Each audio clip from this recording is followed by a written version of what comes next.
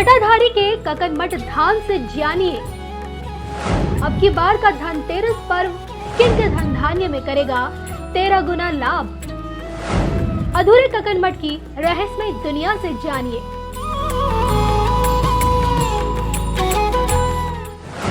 किन पर बरसेगी मां लक्ष्मी संग धनवंतरी देवता की कृपा। सिहोनिया की पवित्र धरती से जानिए इस धनतेरस किन की चमक जाएगी किस्मत।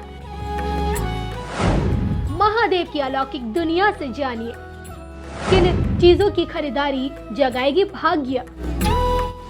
इस धनतेरस 12 राशियां क्या कुछ पाएंगी, जानने के लिए देखिए सिर्फ धर्म ज्ञान।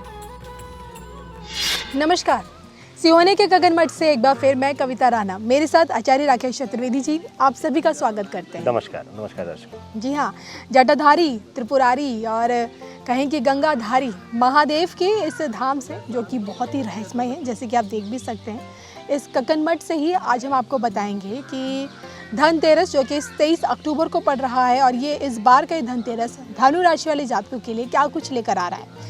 इसमें हम नौकरी पेशे वाले लोगों के लिए और व्यापारिक वर्ग के बारे में बात करेंगे, लेकिन आइए इस मंदिर से जुड़ी भी कई बातें मैं आपको बताऊंगी। लेकिन सबसे पहले बात हो जाए ये जानने की कि धनतेरस का शुभ मुहूर्त क्या कहता है। आचार्य जी से जानते हैं, बताइए। जी कविता जी, देखिए धनतेरस के मुहूर्त के लिए देखा जाए धनुराशि वालों के लिए तो विशेष करके जो सामान्य मुहूर्त है वो 5:44 से लेकर 8 बजे तक का है। लेकिन अगर इनके लिए समय देखा जाए धनु राशि वालों के लिए तो विशेष रूप से यह देखने को मिलता है कविता जी कि अगर इनके लिए कहा जाए तो आप लेकर चलिए कि 6:10 से लेकर और 6:44 तक लगभग आप पूजन कर लीजिए। ये आपके लिए बहुत ही शुभ समय रहेगा कविता जी। तो देखिए, ये तो हमने आचार्य जी से जाना है कि धनतेरस के दिन किस मुहूर्त में आपको पूजा करनी चाहिए ताकि आपके धन धान्य में वृद्धि हो सके। और जैसे कि आप देख सकते हैं, हम इस वक्त ककनमठ में ही मौजूद हैं और यहाँ से जुड़ी यूँ तो देखिए कई कहावतें हैं, कई पुरानी बातें यहाँ से जुड़ी कई चीज़ें हैं, लेकिन एक चीज़ जो इस मंदिर को खास बनाती है वो ये कहती है कि ककनमठ को इंसान निर्मित नहीं है, बल्कि इसे रातों रात भूतों की टोली ने इसे यहाँ बसाया था और इस कारण लोग सूरज ढलते ही यहाँ आने से थोड़ा सा कतराते भी हैं। तो काफ़ी ऐतिहासिक मंदिर है। क्यों ऐतिहासिक है ये भी हम आपको आगे बताएंगे, लेकिन आइए उससे पहले ये जान लेते हैं कि धनु राशि वाले जातकों के लिए, जो लोग जॉब में हैं, जॉब कर रहे हैं, नौकरी पेशे वाले लोगों के लिए इस बार का धनतेरस क्यों है सबसे ज़्यादा शुभ, बताइए। देखिए कविता जी, इस बार का धनतेरस धनु राशि वालों के लिए, नौकरी पेशा लोगों के लिए दोनों तरीके से रहेगी। शुरुआत में तनाव हो सकता है बढ़ा दे, लेकिन धनतेरस बीतते बीतते या धनतेरस से ही, क्योंकि दीपावली की शुरुआत होती है, इस 5 दिनों के अद्भुत महोत्सव की शुरुआत होती है, तो धनतेरस की शुभता का प्रभाव इनको ऐसे लगे कि शुरुआती नकारात्मकता को त्याग दें अगर आप देखें तो यह धनतेरस आपको आपकी नई जॉब दिलाने में मदद करेगी। जो बहुत दिनों से आप परेशान हैं, बहुत दिनों से आप तनाव में थे, अब तक आप हजारों जगह इंटरव्यू दे चुके हैं और वहाँ से कुछ न कुछ निराशा, या जहाँ ज्वाइन करते हैं वहाँ पर कुछ न कुछ दिक्कत, कुछ न कुछ इशू आता है और समस्या आती जिससे आपको छोड़ना पड़ जाता है। तो इस तरीके की अगर पीड़ा से आप परेशान थे तो धनतेरस आपके लिए अद्भुत मुहूर्त लेकर आ रहा है। इस धनतेरस से आपको कुछ न कुछ अस्थायी जॉब मिलते हुए नजर आ रही है, अस्थायित्व मिलता हुआ नजर आ रहा है कविता जी। बिल्कुल। और जैसे कि मैंने अपने दर्शकों को बताया था कि ये ककनमठ बहुत ही ज़्यादा ऐतिहासिक है, और ऐतिहासिक इसलिए है क्योंकि 11वीं सदी का ये महादेव का ये मंदिर, ये कुशवाहा राजवंश के दौर का है। और इस मंदिर की अगर आप संरचना देखेंगे तो संरचना इस तरह से है कि एक पत्थर के ऊपर दूसरे पत्थर पर टिका हुआ ये मंदिर है, और जिसके चलते देखने पे ऐसा लगता है कि भाई पूरा का पूरा मंदिर हवा में लटकता हुआ है, एकदम ताश के ढेर की तरह कि कब हवा आए, तूफान आए और ढह जाए। लेकिन मंदिर हमेशा अडिग रहता है, कुदरत के कहर के आगे भी मंदिर कभी झुका नहीं है, हमेशा इस तरह से खड़ा रहा है। और यही वजह है कि इसकी जो संरचना है, कुछ चीज़ें हैं जो लोगों को अपनी तरफ लुभाती है। महादेव का ये बहुत ही रहस्यमय धाम माना गया है।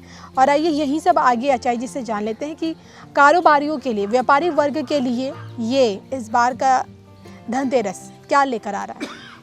देखिए कविता जी, इस बार का धनतेरस धनु राशि वालों के लिए विशेष रूप से अगर कारोबारी बंधुओं के लिए बात किया जाए तो कारोबार में विस्तार तो कर ही रहे हैं आप, लेकिन जहाँ भी विस्तार करते हैं वहाँ एक नई तनाव आपके लिए उत्पन्न हो जाता है, नए चैलेंजेस आ जाते हैं, तो जिससे कहीं ना कहीं आपके स्थायित्व में, आपकी वृद्धि में रुकावट आ रही थी अब तक। यह जो धनतेरस है वह आपके कार्य क्षेत्र में, आपके व्यापार में, आपके धनार्जन के क्षेत्र में वृद्धि करने वाला वर्ष रहेगा। इसके साथ ही धनु राशि वालों के लिए कविता जी एक विशेष बात आपको बोलते चले कि अगर आप पिता से जुड़ी हुई कोई व्यापार करें, पैतृक व्यापार है आपका जो पुश्त दर पुश्त चला आ रहा है, उसमें किसी तरीके का विवाद उत्पन्न हो गया है, चाहे भाई बहनों में, चाहे माता पिता से, किसी से भी कहीं भी कोई विवाद है, तो वह विवाद शांत हो सकता है, सुलह हो सकती है। यह धनतेरस पूर्ण रूप से आपको शांति और मानसिक शांति के साथ साथ धन धान्य में वृद्धि का अवसर लेकर आ रही है। तो इसको छोड़िएगा नहीं, इसको भूलिएगा नहीं, इसको कैश करिएगा।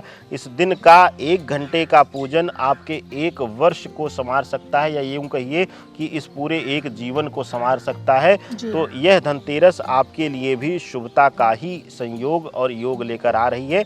बस देखना ये है कि आप शुभता लेते हैं कि अशुभता, क्योंकि मानसिक रूप से आपके अंदर बहुत भ्रम रहता है।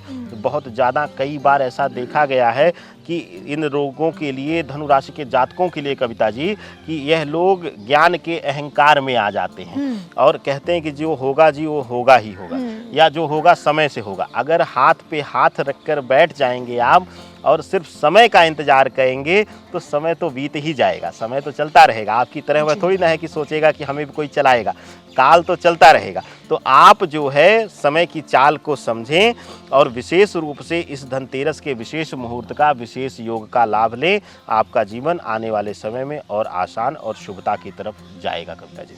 बिल्कुल, और जो कि कहते हैं कि इसी दिन भगवान धन्वंतरी समुद्र मंथन से प्रकट हुए थे, और यही वजह है कि धनतेरस के दिन उनकी पूजा पाठ की जाती है माता लक्ष्मी संग, ताकि वो व्यक्ति के धन धान्य में 13 गुना बढ़ोतरी करें।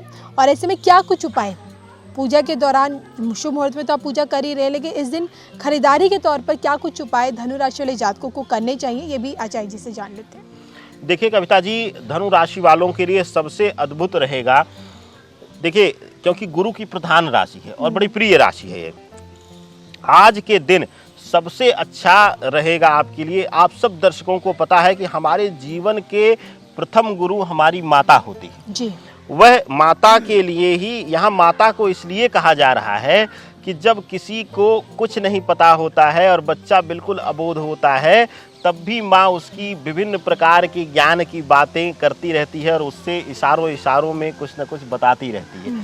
तो माँ ही प्रथम गुरु है। आज के दिन अगर आपकी माता जीवित हैं, आपके साथ हैं, आपके इस संसार में हैं, तो सबसे उत्तम है उनके लिए चांदी की कोई वस्तु, कोई श्रृंगार की वस्तु लाएं और पूजन करके उनको पहनाएं और प्रणाम करें। आप देखेंगे कि आपके जीवन में चमत्कारी लाभ मिलेगा। और विशेष रूप से जो आपके अंदर अहम आ रहा था, जिसकी वजह से कहीं न कहीं आप कुछ बड़े घाटे जीवन में उठा रहे थे, वह भी, उसका भी अंत यहीं से, इसी धनतेरस से आप होते हुए दिखाई देगा कविता जी। चलिए, तो इसी के साथ मुझे और अजय जी को दीजिए इजाज़त कक्कन मठ से। और अगर आप भी सिहोनिया की तरफ या फिर मुरैना की तरफ रुख करते हैं तो यहाँ आना मत भूलिएगा। इसी के साथ नमस्कार। नमस्कार।